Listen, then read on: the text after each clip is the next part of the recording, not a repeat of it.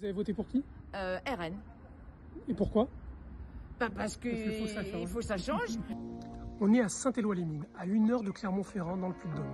Ici, le Rassemblement national a dépassé les 47% aux européennes. Vote d'adhésion ou ras-le-bol, on est allé à la rencontre des électeurs de cette ville de 3500 habitants pour essayer de comprendre pourquoi ils votent tant à l'extrême droite.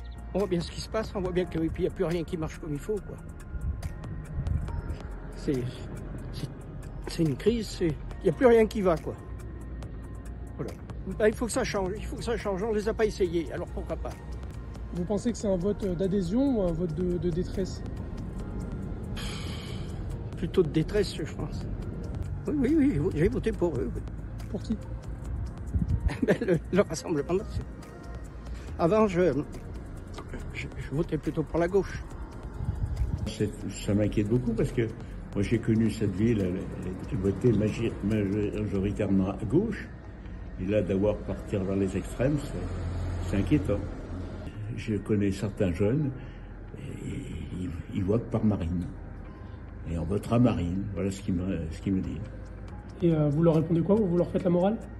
Eh oui, mais ils me répondent Macron, c'est pas mieux.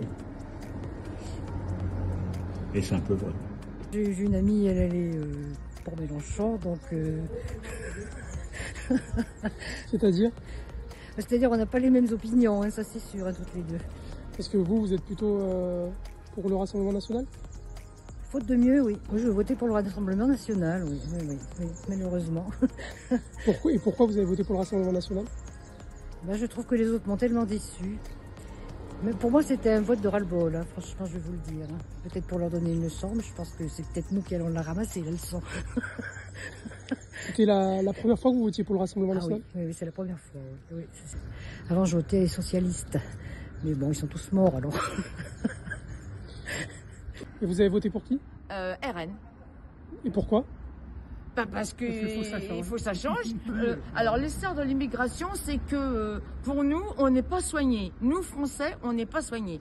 On n'arrive pas à avoir de rendez-vous pour se faire soigner. Faut attendre 1 an, 6 mois et tout.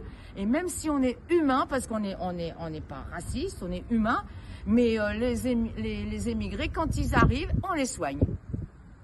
Ils sont soignés. Bon, c'est très bien, il faut sauver les gens. Mais nous, on n'arrive pas à avoir un toubib. On n'a pas un dentiste, on n'a rien.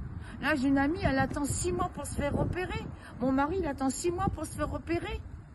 Non, c'est pour nous, on veut qu'on s'occupe des Français. Point. Voilà. S'occuper des Français.